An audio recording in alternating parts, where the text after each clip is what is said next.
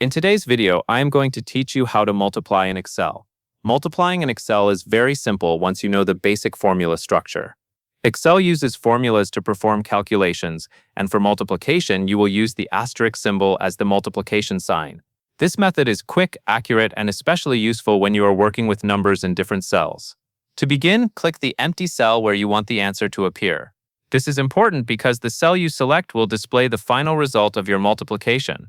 Make sure you choose a blank cell so your answer does not replace any existing data. Next, type an equal sign on your keyboard. In Excel, every formula starts with an equal sign. This tells Excel that you are entering a calculation rather than plain text.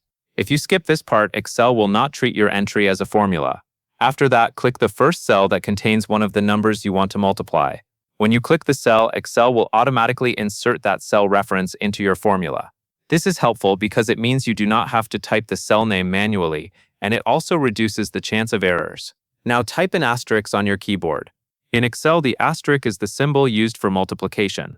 Even though you may be used to seeing the multiplication sign in regular math, Excel uses the asterisk instead. This connects the first number to the second number in your formula. Then click the second cell that contains the other number you want to multiply.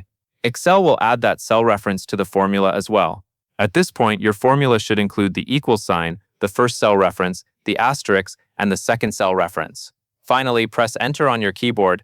As soon as you do that, Excel will calculate the result and show the answer in the cell you selected at the beginning. If either of the original numbers changes later, Excel will automatically update the result, which is one of the biggest advantages of using formulas.